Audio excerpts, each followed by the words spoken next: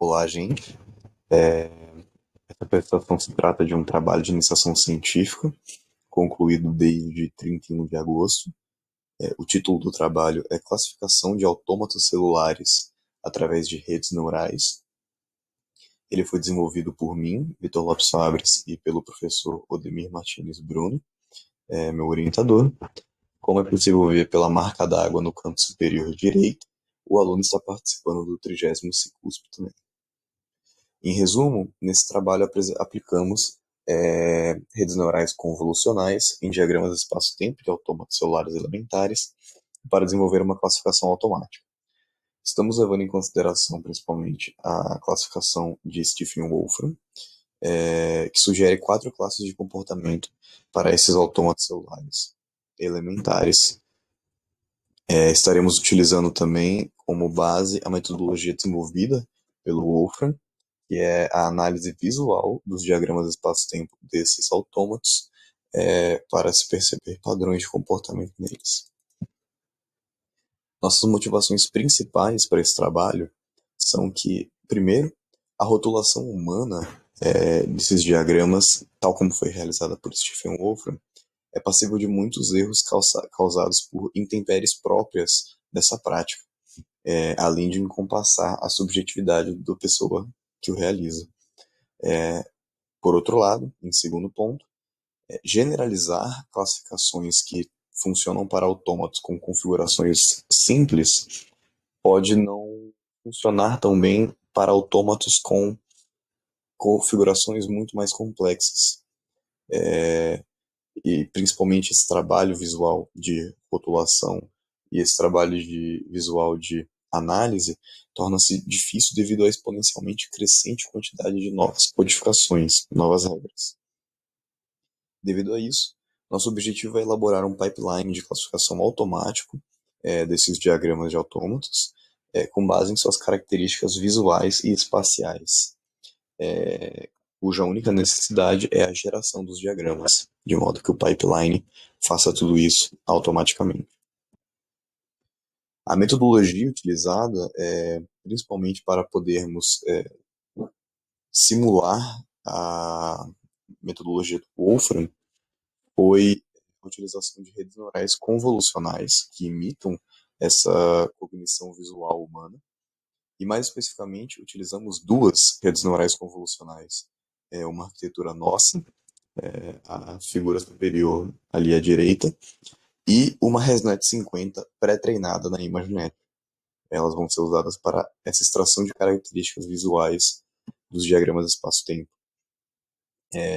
Essa extração, por sua vez, ela resulta em um vetor de características.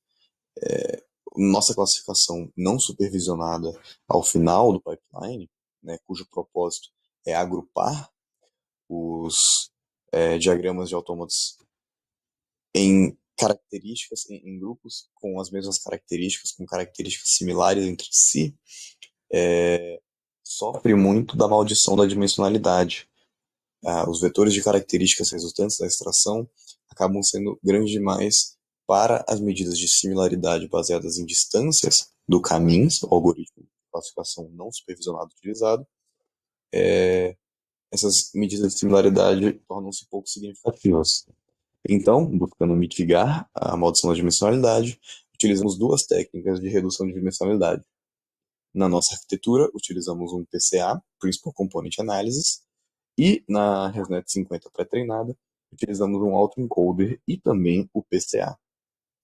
Logo após a redução de dimensionalidade, o caminhos é aplicado, grupos de vetores de características dos diagramas de espaço-tempo são agrupados e avaliamos o melhor número de classes e, consequentemente, as classificações, os agrupamentos, utilizando o método do cotovelo.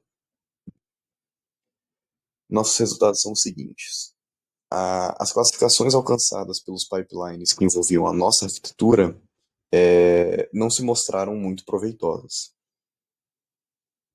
Para os casos com a ResNet 50, testamos tanto o PCA quanto o autoencoder, vimos empiricamente que o autoencoder demonstrou resultados melhores. O método do cotovelo, exibido à direita, mostra inclusive que os melhores casos são para x igual a 1 e x igual a 2. Ou seja, k, o número de classes, igual a 3 e k igual a 7, respectivamente. Analisando visualmente esses agrupamentos, a gente considera que k igual a 7 possui uma maior capacidade de compreensão dos comportamentos dos autômatos celulares elementares, indo de encontro ao sugerido por Wolfram, que eram 4 classes.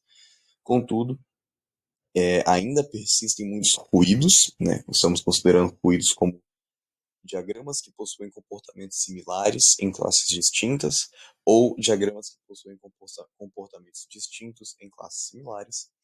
Ainda existem muitos ruídos na nossa classificação, nos grupos que o nosso algoritmo, que o nosso pipeline desenvolveu. Consideramos, então, que caminhos para solucionar esses ruídos, solucionar esses problemas, são principalmente 3. Poderíamos aplicar aprendizado transferido na ResNet 50, pré-treinada na ImageNet. No nosso caso, não utilizamos isso, utilizamos apenas a ResNet 50 pré-treinada como extrator de características puro. E testar novos pré-processamentos dos diagramas de espaço-tempo, além de testar novos algoritmos de agrupamento, como, por exemplo, agrupamentos baseados em densidade. Nesse último slide, trazemos a classificação proposta, o agrupamento realizado pelo Kamins, para k igual a 7. Podemos ver que, de fato, na classe 0, por exemplo, a última instância é um diagrama um tanto caótico e a primeira é um diagrama periódico, um tanto simples, inclusive. Comportamentos distintos, um tanto distintos, ocupando a mesma classe.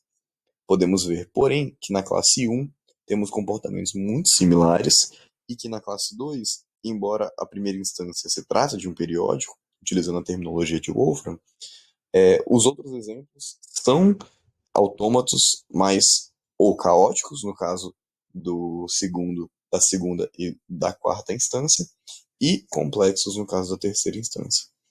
Ainda assim, é óbvio, é claro, a presença de ruídos nítidos nessas classificações, por isso consideramos aqueles caminhos como bons caminhos para pesquisas e trabalhos futuros. Muito obrigado pela atenção, agradeço ao CNPq pelo financiamento e até.